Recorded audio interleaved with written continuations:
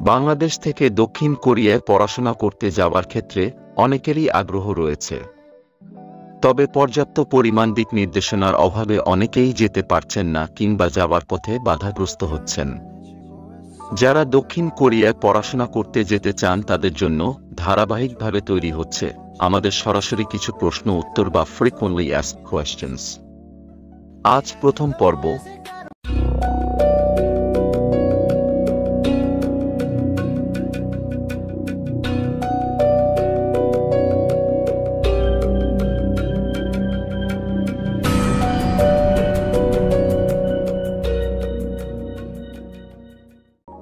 দক্ষিণ কোরিয়ায় উচ্চশিক্ষার জন্য যেতে হলে বাংলাদেশ থেকে কমপক্ষে কতটুকু পড়াশোনা করতে হবে? দক্ষিণ কোরিয়ায় উচ্চশিক্ষার জন্য যেতে হলে বাংলাদেশ থেকে কমপক্ষে এইচএসসি পর্যন্ত পড়াশোনা করতে হবে। এটা ছাড়া আবেদনের সুযোগ নেই। পরবর্তী প্রশ্ন হচ্ছে, দক্ষিণ কোরিয়ায় উচ্চশিক্ষার উদ্দেশ্যে যাওয়ার জন্য জিপিএ গুরুত্বপূর্ণ কিনা? উচ্চশিক্ষার উদ্দেশ্যে দক্ষিণ কোরিয়া যাওয়ার ক্ষেত্রে জিপিএ অবশ্যই গুরুত্বপূর্ণ।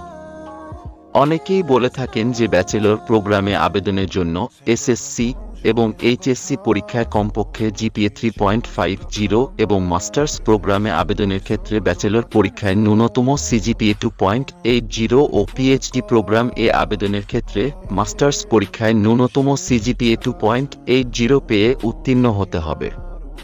তবে এ বিষয়ে আসলে এখন পর্যন্ত নির্দিষ্ট কোনো নিয়ম দেয়া নেই। আপনার এসএসসি থেকে শুরু করে যে কোনো পর্যায়ের জিপিএ যদি 2.80 এর সমান অথবা এর চেয়ে বেশি হয় তবেই আপনি আবেদন করতে পারবেন। স্পেশাল কিছু ক্ষেত্রে আপনার জিপিএ যত বেশি ভালো হবে আপনার ব্যাকগ্রাউন্ড তত বেশি জোরালো হবে এবং স্কলারশিপ পাবার ক্ষেত্রে সুবিধা পাবেন।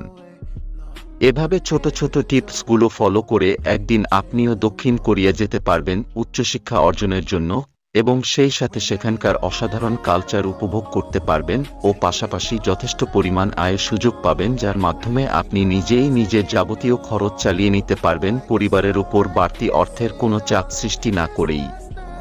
আজ এ পর্যন্তই। সবাই ভালো থাকবেন ও সুস্থ থাকবেন।